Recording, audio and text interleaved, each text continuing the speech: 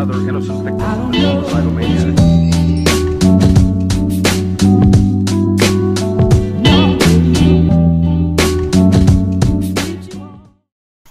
Salut les loulous et bienvenue à l'épisode numéro 76 du journal de bord. Yes. Yeah.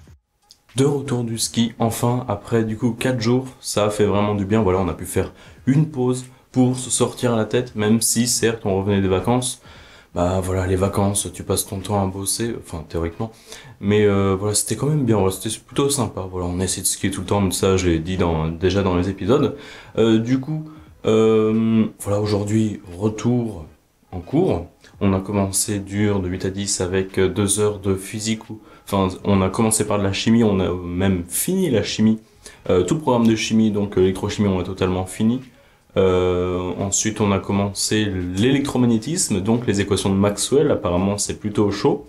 En effet, on a vu le début, là, on a fait un chapitre en entier, on l'a torché, mais bon, c'était vraiment le rappel, force de Lorentz, tout ça. C'est vraiment des rappels en soi juste les bases. Et après, on a commencé le deuxième chapitre, donc on va vraiment rentrer dans le vif du sujet. Ensuite, 2 heures d'après, de 10 à 12, on a corrigé des TD, donc sur les ondes et sur l'électrochimie aussi un peu. Et puis sinon, c'est à peu près tout ce qu'on a fait le matin. Voilà, c'est juste des corrigés.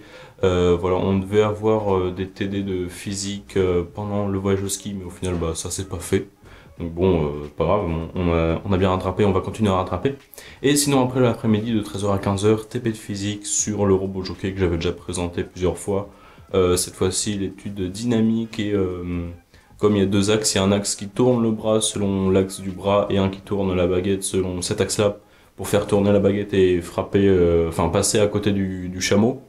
Bah on voyait en gros quand il y a un axe qui bouge pas mais qu'au bout il y a un deuxième axe et pas dans l'autre sens et tout, bah qu'est-ce qui peut influer sur le fait que le premier axe garde sa position quand il doit rester fixe alors que l'autre bouge quand on change de baguette, quand on change la fréquence de rotation, des trucs comme ça. Donc c'était plutôt sympa, voilà.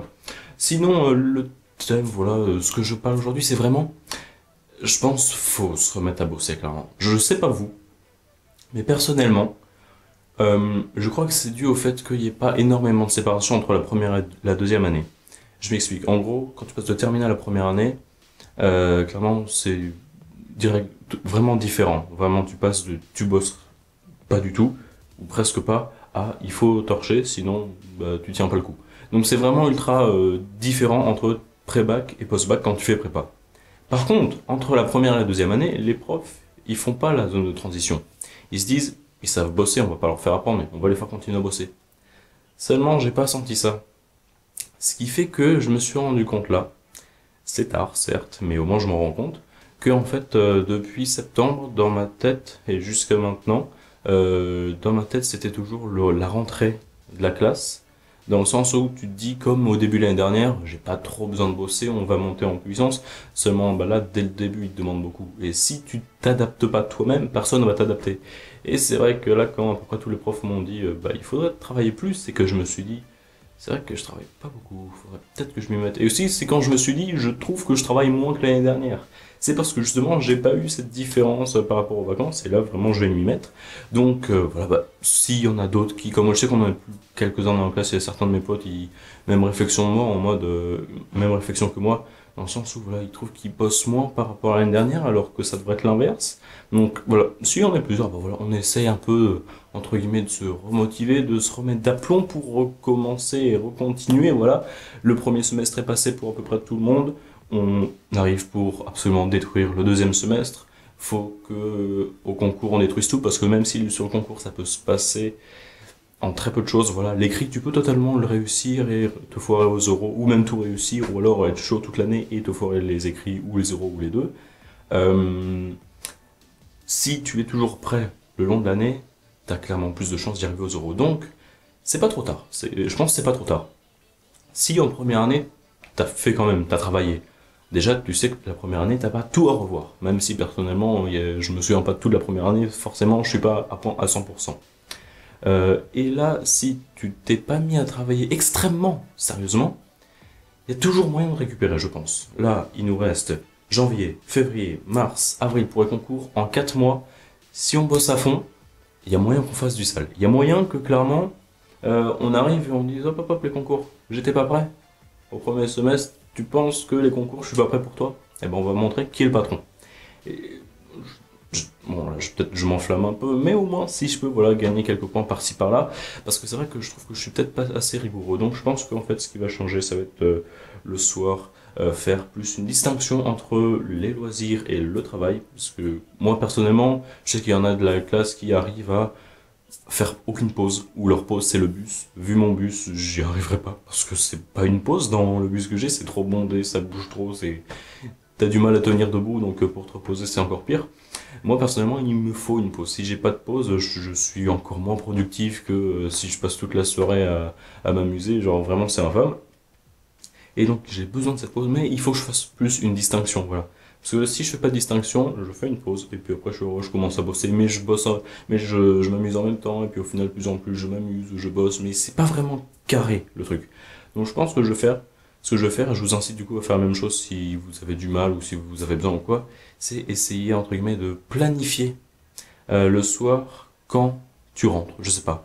Tu rentres, j'ai perdu le réflexe par rapport à la terminale de regarder mon agenda. Honnêtement, hein, je dis, mon agenda, je sais même pas si un jour, je sais même pas si une fois toutes les 2 semaines je rentre et je me dis qu'est-ce que je vais faire pour demain. Hein. C'est vraiment en mode, bah la plupart du temps je fais tout, mais parce que je me souviens de tout, mais vraiment le réflexe de regarder son agenda, je l'ai plus, ça, et il faut que je reprenne. Donc à partir de ce soir, réflexe quand on rentre, on regarde son agenda, si on note sur l'agenda. Tous les trucs à faire, je sais pas, genre moi j'ai un tableau noir là, ou de l'autre côté blanc, tu notes dessus, ou une feuille, ou ce que tu veux, tu notes tout ce que tu as à faire, pour le lendemain. Après, le surlendemain, tu regardes si vraiment tu as le temps, et tu notes aussi, par contre, important, tu notes les DL, l'école, les révisions, les DS à venir, tout ça, faut que ça soit noté et que ça reste tout le long de la semaine. Comme ça, tu te dis dans l'ordre, ok j'ai ça, tu mets à côté le temps que ça peut prendre. Voilà, je sais pas, genre 2 exos de maths, tu dis, entre une demi-heure et 1 heure, voilà, réviser le cours de physique, 3/4 d'heure, 1 heure, des trucs comme ça. Tu notes à peu près tout ce que tu as. Et après, tu essayes de faire au maximum. Tu te dis, bah, je vais faire par ordre d'urgence. Par exemple, pour demain, tu as 2 exos de maths, mais tu as aussi une colle de maths que tu as que tu maîtrises pas encore. Personnellement, je te conseille plutôt de réviser ta colle de maths en priorité, quitte à faire un seul exercice sur les 2. Parce que c'est toujours faisable de rattraper le retard que tu as pris sur les exercices, surtout si tu écoutes en cours. Je pense que l'exercice, même si tu arrives pas au bout au final, que oui, t'as entre guillemets perdu du temps à réviser ta colle, même si c'est pas du temps perdu, je trouve. Mais par rapport à si tu voulais faire tout, c'est vrai que tu as entre guillemets perdu du temps à réviser ta colle si c'était pour dans 2 jours, alors que les exos c'est pour demain. Dis-toi que si au moins juste tu cherches les exos et que t'as pas eu le temps de les finir, bah si t'as cherché, t'as eu le raisonnement en tête, tu écoutes bien en cours, et les exos c'est comme si tu les avais fait. Bien sûr, si tu fais aucun exo, tu les lis même pas, tu sais même pas de quoi ça parle, t'arrives en cours, tu regardes la correction, tu comprends vite fait, ça aurait été pas productif du tout. Donc là vraiment ça va être le rigueur, le planning, respect du planning, et bosser à fond pour le décrocher, le fucking diplôme, l'entrée, l'admissibilité, c'est ça qu'on veut. Amen, c'est juste parti. Sur ce, je vous dis à la prochaine, à plus.